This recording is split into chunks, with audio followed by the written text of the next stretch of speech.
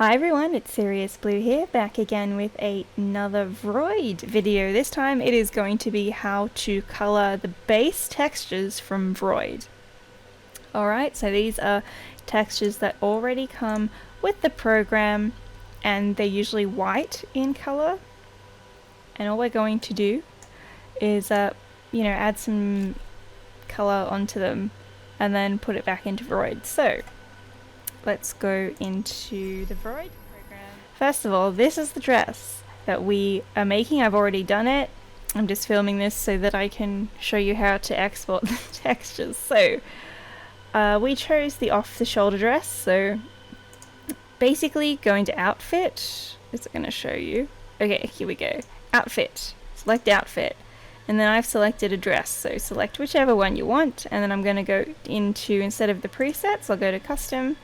And then I will select new item, so the plus button. I'll go to the off the shoulder dress, because that's what we used. And then I'll head over to edit texture. I'm trying to move this around so that you can see it. Sometimes this takes a minute to load. There we go. Now, you can see totally blank. And over here is where your texture layers are. So you will right click on it, and that is where the import and export and a few other options will come up. So you'll export this. I'm not going to do it because we've already been over that, but export it, save it somewhere that's easily accessible to you, and then import that into your editing program. So let's get straight into that now. You've exported the file, the base texture of whatever it is that you want to edit, okay? Could be a dress, could be pants, could be shoes, could be whatever. You've got the texture. You've saved it somewhere, and now you've opened it in your editing software. External from VRoid. So this is Clip Studio Paint. You might use something else and it should work perfectly fine as long as they have the different blending modes for the layers. So let's get into it. This is just the off-shoulder dress, and we're going to create a new layer, and we're going to just select a pen. Now another trick, let me show you this because you're going to want it to be even on both sides, right? So I've selected view, I've gone to grid, and now that that's up, grid ruler settings, center the grid, and I usually just put an extra 0 at the end, and then we're done. And then I go to this ruler tool, number of lines is set to 2, and I zoom in, and then I just make sure I'm right in the middle, and then I drag the line so that I know that it's straight, and then I let go. And now it's going to be mirrored on both sides. So, and I usually duplicate that layer just to be safe, in case I need a spare layer. Alright, so what I'm going to do is just draw on here. And another thing to note, see this transparent thing? It's not, you don't want it to do this. So you're going to want to select the clipping, clip to layer below, that's this little button here. And now when I draw on it, you're not going to see it on those transparent layers, and that's really important. So make sure that's set, because you don't want to draw on here, otherwise it'll show up on the model where you don't want it to, on the clothing, okay? So we're just going to color in this really roughly. Now this I might want to zoom in a bit just to get,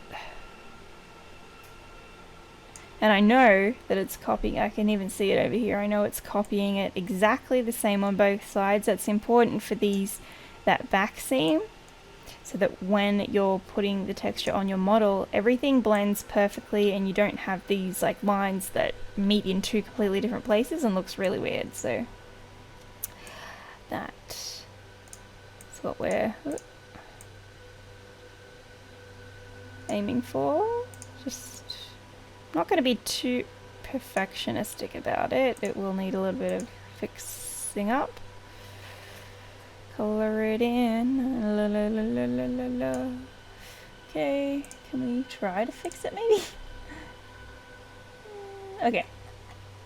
Oh, and then this band. A good one for this is because it's straight. Haha. Is just to use that square selector and then just, you know, color it in with the, what would you call that? Paint bucket? You can do the same thing on the very bottom edge. I'm not sure how much of this shows up on the model, but we'll see, we'll have a look. So let's just say that's just what you wanted to color in. Alright, these dark places don't matter because that doesn't show up on the texture. You can even export the, I don't think I've tried this in the newest one, but I know in the beta VRoid you could export the, what's it called?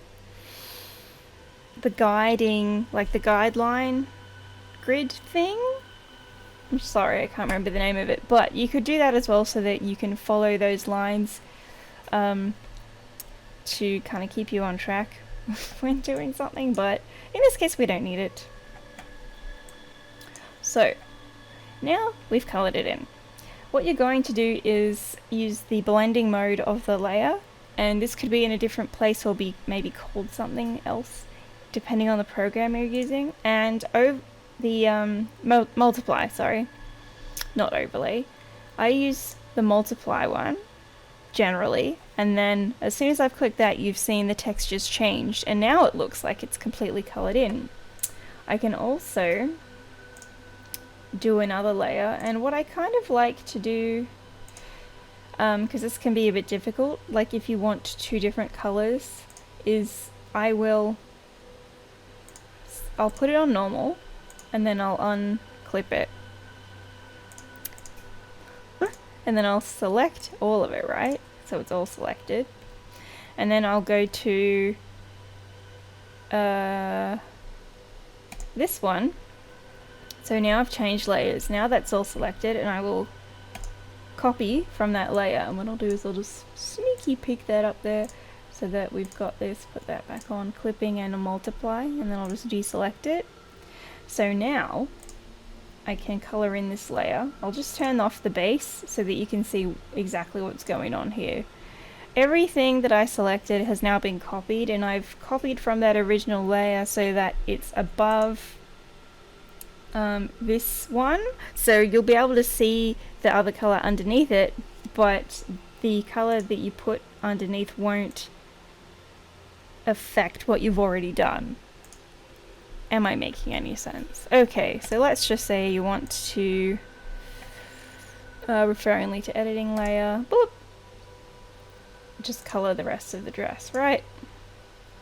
Now you may want to turn this down a little bit with the opacity, so you could do that.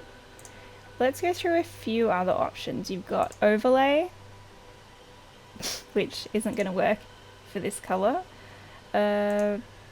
Color, brightness, saturation, hue, so that's nice. It makes a bit of a dusty pink, which is pretty.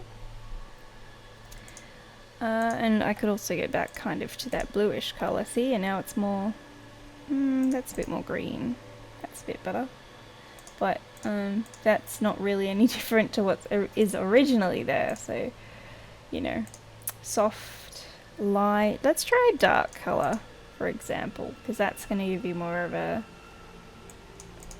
there you go, more of a difference. Soft light, overlay, add glow,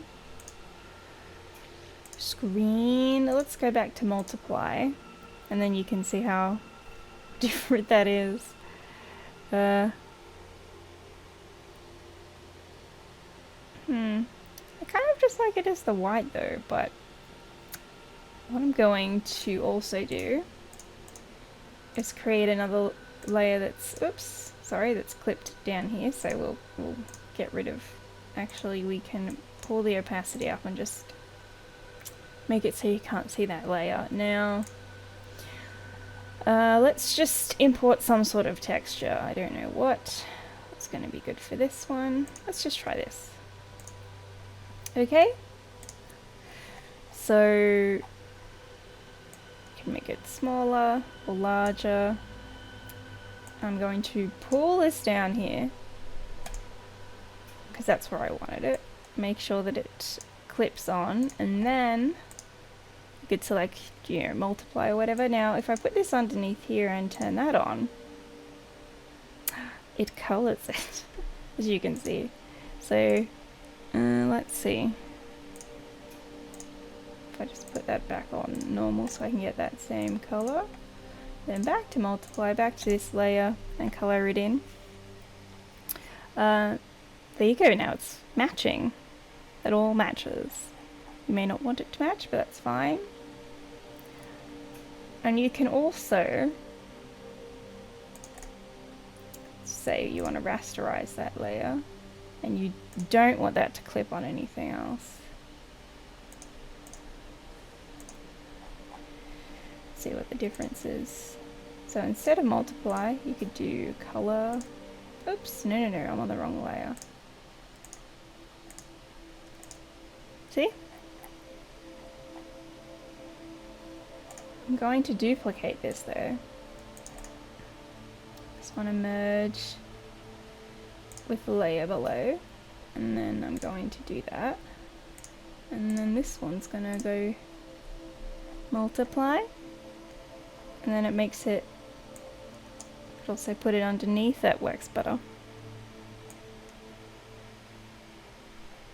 And you could either have it, you know, white, a little bit more blue, whatever you want to do. So let's just leave it like this, okay? Let's just say this is the final product.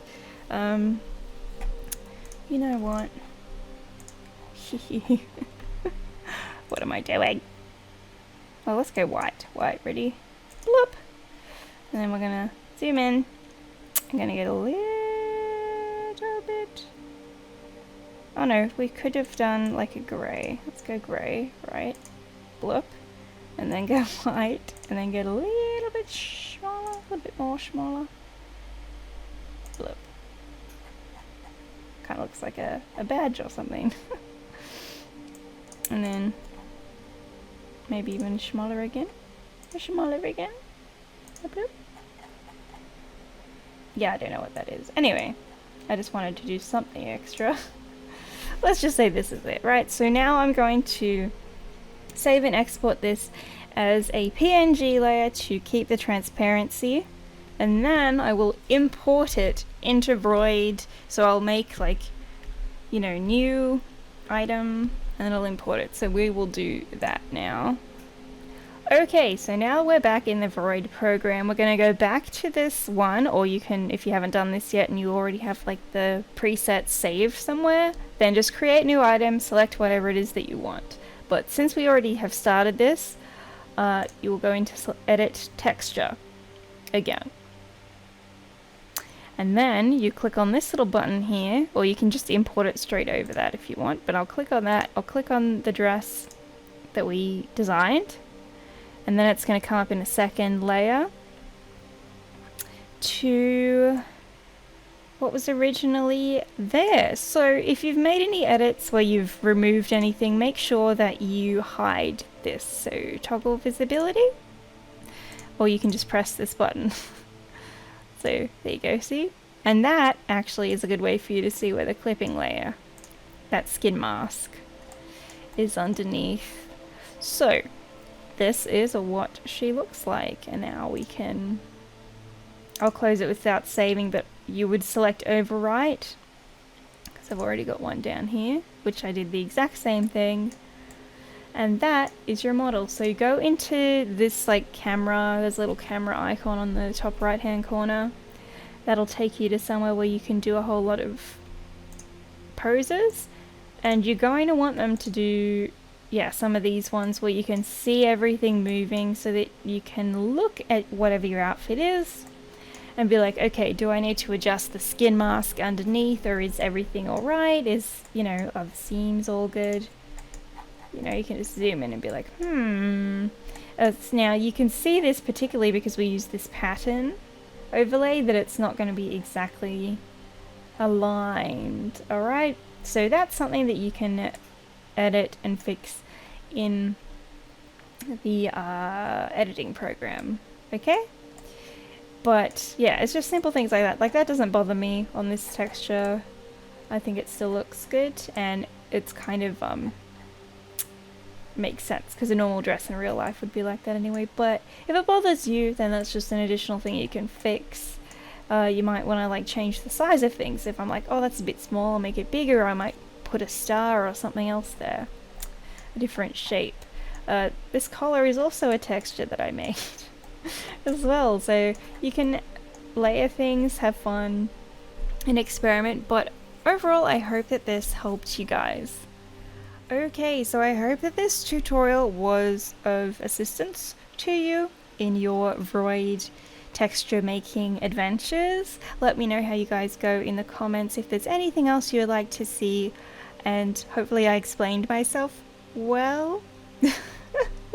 I did my best, so good luck! Show me your creations over on Twitter if you want to, Sirius Blue on Twitter. And I'll see you guys in the next one. Bye bye.